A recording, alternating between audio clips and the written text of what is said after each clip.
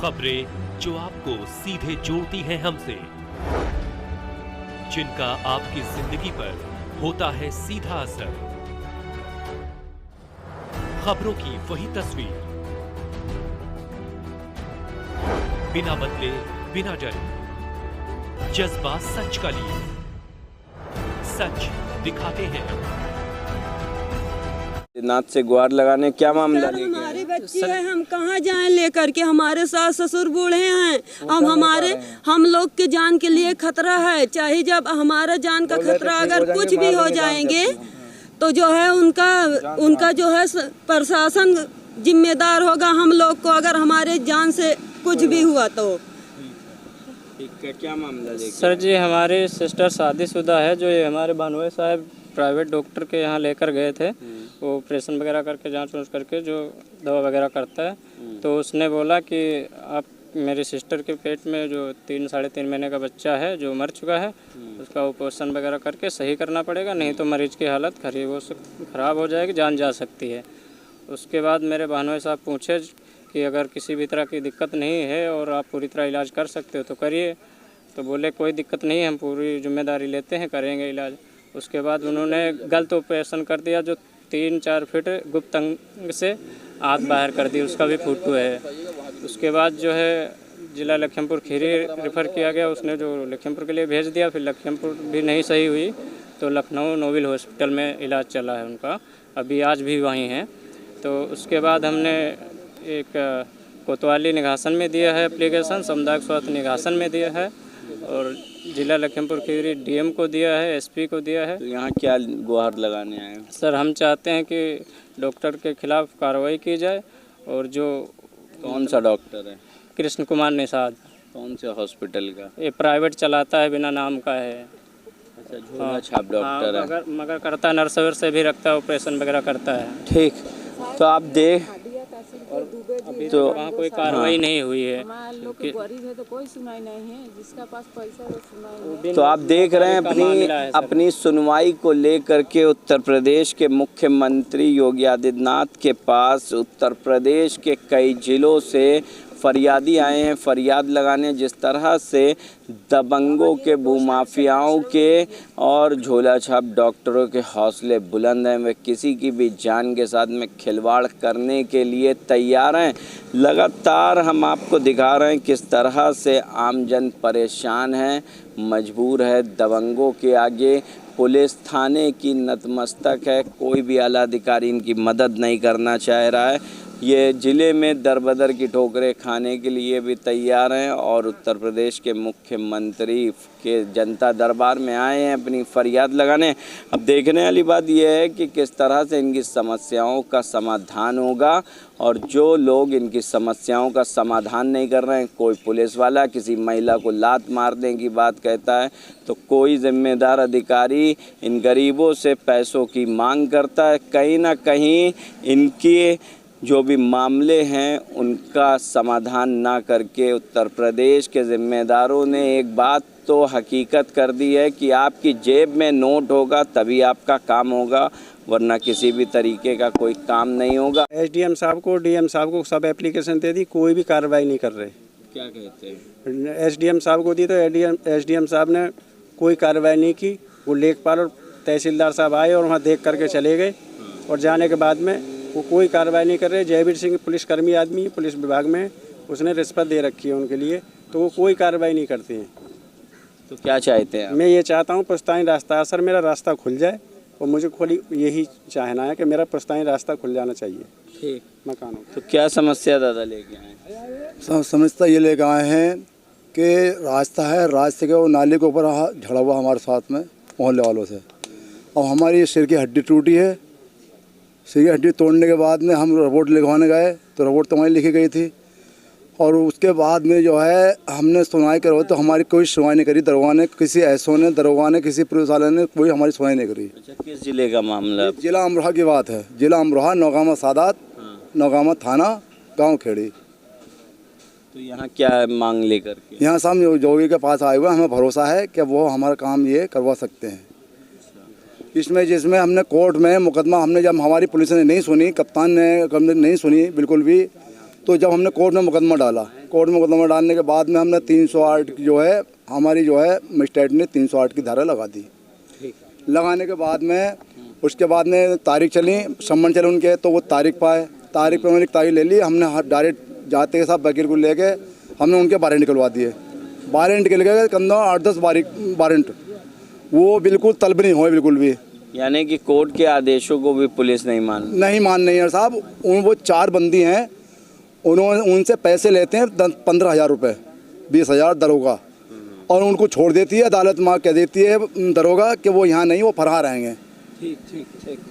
तो यहाँ पर गिरफ्तारी की मांग को लेकर के आए, जिस तरह से कोर्ट के आदेशों की धज्जियाँ उड़ा रही है। अमरोहा जिला आपका है, अमरोहा जिले की पुलिस, क्या मामला? साहब ऐसा है कि हम मकान बनाना चाहते हैं साहब, और हमारे विपक्षित छीनना चाहता है जबरियन। 3 पीढ़ी बीत रही है 4 साहब, अब आज वो मकान नहीं बनने दे रहा है, जो जबरियन वो घर छीनना चाहता है। जब से ये लॉकडाउन लगा है, जब से वो जबरियन छीनना चाहते हैं। और जितने हमारे जमीन छीनना चाहते, मकान मतलब घर ही के जमीन छीनना चाहता है। हाँ, उसे मकान। कौन से जिले का मामला? बहराइच जिला है, थाना हजूरपुर, तहसील केसरगंज। तो क्या गुहार लगाने आए हो? यहाँ साहब आया है कि हमारा कोई मेर के हमारा मकान बन जाना चाहिए, इसीलिए जोगी प्रसाद मकान बनवाने की मांग लेकर के आए हैं बहराइच जिले से। ये वृद्ध अपनी जो ज़मीन को भूमाफियाओं से बचाना चाह रहे हैं। कि मार डालेंगे, काट डालेंगे। वो लकड़ी काटते हैं, वो मशीन रखे हैं साहब, कहते हैं उसे काट के जेल चले जाएंगे। आप देख रहे हैं किस तरीके से जान से मारने की धमकी पीड़ितों को दबंग दे रहे हैं। उनको ना पुलिस प्रशासन का डर है, ना ही उत्तर प्रदेश के मुख्यमंत्री का। जी बताइए सर। मैं ये कह रहा हूँ, वो ये लोग कहते हैं चारों वो 8-10 आदमी हैं कि अभी तुमने तुम्हारी सिर की हड्डी तोड़ी है, आगे अगर फैसला करते हो तो फैसला कर लो, और फैसला नहीं करोगे तो हम तुम्हें जान से मारेंगे या तुम्हारे लड़के को जान से मारेंगे। वो धमकी दे रहे हैं साहब हमें बहुत बुरी तरीके से, और उन पर हमारे ऊपर केस भी लगा दी उन्होंने, झूठ केस लगा दी हमारे ऊपर। और साहब तहसील में मुकदमे चल रहे हैं साहब हमारे, और दरोगा जो है वो खाली मूली जो है उनका पैसा ले लेके और उनकी बातें उनकी चोटता है, वो हमारी कोई बात नहीं करता बिल्कुल सब। तो आप देख रहे हैं दबंग किस तरीके से कोर्ट के आदेश और लगातार शासन प्रशासन के आदेश के बाद भी धमकी देने का सिलसिला बदस्तूर जारी है। अभी बताइए क्या मामला है? मेरा नाम सुभित्रा है। किधर आ जाओ? मैं गुलामनगर मेरा घर है, थाना फरीदपुर, बरेली जिला है, और देखो थाना फरीदपुर है। मेरे 3 मेरे साथ हादसा हुआ है। पहले हमारी लड़की की संग छेड़खानी में 10 साल की बच्ची थी, उसके बाद मेरे लड़का को गायब करा गए, फरीदपुर काम करने के लिए आए थे। फिर उसके बाद लड़की की संग मेरे बलात्कार हुआ, 17 साल की लड़की। फिर उसके बाद मैंने रिपोर्ट भी लिखवाया, फरीदपुर थाना में कुछ सुनवाई नहीं आया। फिर ले गए कप्तान साहब को और SP साहब को, DIG सबको हमने रिपोर्ट दी, कोई सुनवाई ना हो रही। यहाँ पर जिसके हमें शक है उस पर मैंने कह रहा कि उनको उठा लो, ना उठाते हैंगे। मैं इसलिए हमारी ही ना आई हूँ कि प्रधानमंत्री मतलब कुछ करे। तो लगातार इस महिला के साथ में आप देख रहे हैं किस तरीके की दर्दनाक घटनाएं घटी, लेकिन पुलिस प्रशासन चुप होकर तमाशा देख रहा है। और जो दबंग वारदातों को अंजाम दे रहे हैं वह कहीं ना कहीं उनके हौसले बुलंद हैं। पीड़ित महिला CM योगी आदित्यनाथ से यही गुहार लगा रही है कि इस तरीके की घटना को अंजाम देने वालों को भेजें सलाखों के पीछे। वह इनके साथ में किस तरीके से उनको जब देखती होंगी तो उनके दिल पर क्या बीतती होगी। तो लड़का हो गए 2 महीना, अभी तक कोई पता नहीं है, मगर लड़की संग हादसा हुआ है, उनकी कार्रवाई हो रही है, मगर लड़का ही संग हो ही ना आ रही है। मगर लड़का 2 महीना हो गई, पता नहीं वो है कि गायब करे गए। तो क्या है आपकी समस्या? हमारे समझते हैं मार पीट करें, सब लोग आके मार दिए हैं। तो कौन से जिले से आए हैं? हम बस्ती जिला से आए हैं, बस्ती जिला लालगंज। तो कौन लोग हैं जिन्होंने आपको मारा? पूतीलाल हैं और शैलेश हैं और का नाम अरे एक लगना हुआ नहीं। तो जो भी आरोपी हैं उनके ऊपर पुलिस ने कार्रवाई की? कुछ नहीं कार्रवाई, सुनी नहीं रहे हैं। थाना बेहोश रहे थे 1 घंटा, कोई नहीं सुनवाई कर रहे हैं। हाँ, कोई नहीं सुनवाई हो रहा है। बोले जाओ जन्ना करना पड़ा कर लो, हमारे पास तो रिपोर्ट आएगा। सब रिपोर्ट भी हमारा बदली कर दिए, 2 टाका चला है। देखिए सर, तो आप देख रहे हैं किस तरीके से जो महिला है उसकी दबंगों ने उसे मारपीट कर क्या दुर्दशा कर दी है। ठीक हो जाएगी तो जान से इसको अब फिर मार देंगे। हमारे पति भी नहीं है, छोटे छोटे बच्चे हमारे पास हैं, हमारे घर ही आके मारे हैं, चढ़ के आलमा मचा के 1 किलोमीटर दूर से आके हाँ, हमारे पति नहीं है। हमारे पति तो दिल्ली हैं, 200 रुपया मजदूरी करते हैं, बस करेंगे नहीं तो क्या खाएंगे हम लोग। और यहाँ पर देखिए हम चौकी पे बिल बिला रहे थे, पकड़ के सब लोग ले गए थे, कुछ नहीं सुनवाई हुआ था। 4 बजे हम लोग के घर भेजे थे, दरोगा जी बैठे हैं, वो भी नहीं। छोटे लाल दरोगा बोल रहे हैं चौकी पर के कहें, बोलिए जा जन्ना करना पड़ा कर लीजिए, कुछ होगा नहीं। हाँ, तो आप देख रहे हैं कि यूपी पुलिस किसी भी तरीके से कोई पीड़ितों की मदद नहीं कर रही है। क्या लेके मदद की गुहार आई हैं यहाँ? हम मदद की गुहार लेके ये आए हैं कि हमारा ध्यान करिए, हम वो गिरफ्तार करवाइए उनको। अच्छा, गिरफ्तारी की मांग है। क्या नाम है आपका? क्या अल्पना देवी। अल्पना देवी। तो क्या है बताइए समस्या? हमारे है कच्चा मकान है, वो बनाने नहीं दे रहे हैं। तो एक बार आया था नेपाल, रिपोर्ट लगाए थे जोगी जी के पास। रिपोर्ट लगाने के बाद वो कहें जे कानगो साहब से पक्की माफ़ कराइए। उसके हमें 3-6 महीना से एप्लीकेशन दिया, जाए के तहसील में गोड़े हाथ गिर रहे हैं, 20,000 रुपया मांग कर रहे हैं, हमारे कोई सुनाई नहीं हो रहे हैं। अच्छा, पैसों की मांग कर रहे हैं। हाँ, 50,000 हमको दीजिए तब आपको उतवा बढ़ाएंगे, धारा बढ़ाएंगे, नहीं बढ़ाएंगे, जा जो करना कर लो। रहने के घर नहीं है, हमारा आदमी नहीं है, हमारे बच्चे हैं दूसरे घर पे बरसात में गुजारते हैं, हमारे रहने के ठिकाना नहीं है। कानगो साहब कोई सुनाई नहीं कर रहा है। 6 महीना से हमें एप्लीकेशन होता फाइल भेजे हैं। किस जिले का मामला? ये प्रयागराज के है।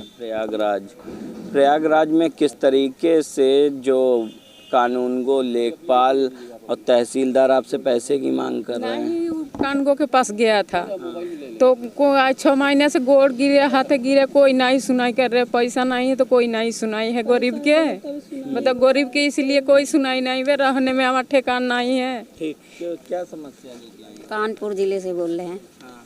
हमारी ये समस्या है कि हमारे आगे की जगह है, जो राजू यादव जिला पंचायत हैं और रामदेव यादव हैं, दोनों भाई हैं। हमारी आगे की निकास की जगह है जो पुरखों की, वो हड़प रहे हैं और ज़बरदस्ती उस पर कब्जा कर लिया है।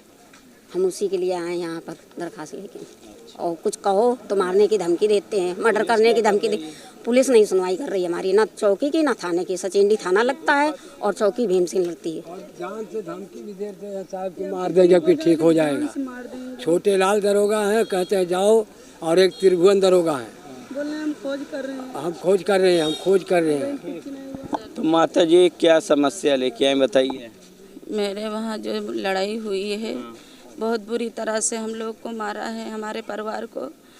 मोहिउद्दीन का लड़का गुफरान, और नसीम, वसीम, सिराज, मिराज, गुड्डा, करीम, खलील का लड़का, और समा, महक, सब लोग हमको बहुत मारा है। हमारे बच्चों को 14 टाँके लगे हैं।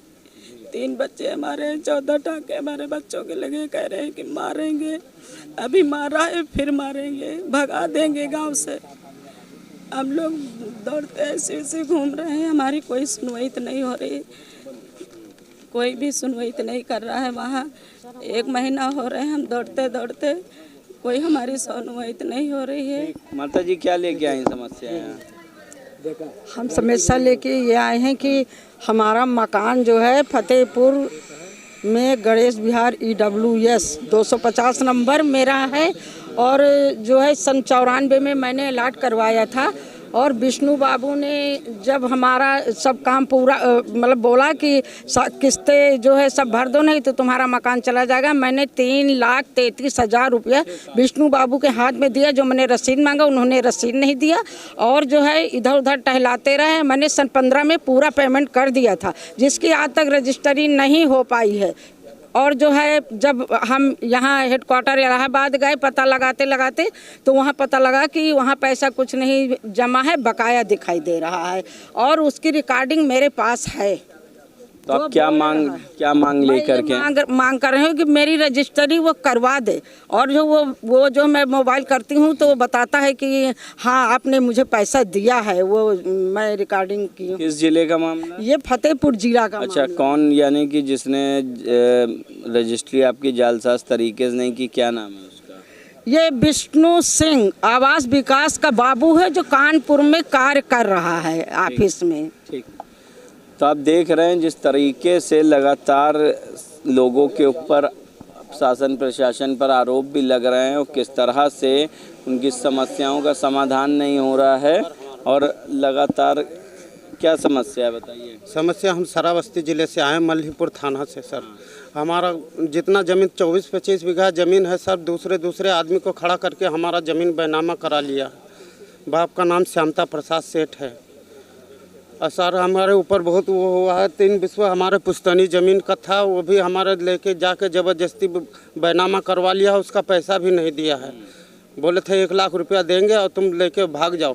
हम देवी पाटन धर्मशाला में अपने माँ को लेके रह रहे हैं सर। हमारे ऊपर बहुत समस्या है, दूसरे आदमी हमारा ज़मीन सब बैनामा करवा लिया है पुश्तैनी, और वहाँ के जो तहसील में जो रहते हैं वो हमारे नाम को कुछ सुनते नहीं है। हमने बहुत अर्ज लगाया, हमारे नाम पर ज़मीन भी नहीं कर रहे, कह रहे तुम लोग बेच दिया। हम वहाँ गए नहीं, हमारा ना अंगूठा है न टाप। यानी कि जालसाज तरीके से आपकी ज़मीन बेच दी गई। किस जिले का मामला? ये श्रावस्ती जिले का है, मल्हीपुर थाना श्रावस्ती। यहाँ गुहार लगाने सर हमारा न्याय किया जाए, हमको पैसा भी उस जो बोले 1 लाख रुपया वो भी दिलाया जाए, और हमारी जो ज़मीन है उसका भी इंक्वायरी किया जाए। हम गरीब आदमी क्या कहना चाहिए? सर हम ये कहना चाहते हैं, हमारे भाई को जान से मारने की धमकी दे रहे भाई बहन, और झूठी इल्ज़ाम लगाते हैं कि 14 लाख का जेवर लेके चले गए। पुलिस वाले साथ में गए और वो बोले तुम्हारी बहन लेके गई और तुम्हारा भाई और मामा आए थे, हमारे 14 लाख का जेवर लेके चले गए। हमारी कोई सुनता नहीं। दूसरी शादी अर्चना मिश्रा से की, हरदोई की रहने वाली है, उसका चैनल है समाचार कलेक्ट, वो संपादक है वहाँ की। के मिश्रा उसके हस्बैंड का नाम है जिसने शादी की है। ठीक है, तो यहाँ मैं तो ये कहना चाहता हूँ कि उन बंदियों को जो है जेल पहुँचाया जाए। और भी आप यहाँ देख रहे हैं किस तरीके से लोगों की कतार लगी हुई है, वृद्ध भी कई हैं, और यहाँ पर हम जानेंगे लोगों से कि किस तरीके से वे यहाँ अपनी गुहार लगाने आए हैं। इनके घर पैरों में प्लास्टर है, हाथों में क्या है दादा समस्या लेके आए? समस्या ये है महोदय कि दोनों हाथ फ्रैक्चर है, पाँव फ्रैक्चर है। 3 एकड़ भूमि पे कब्जा हो गया और खेती कर ली है, और करीब 1 महीने से हम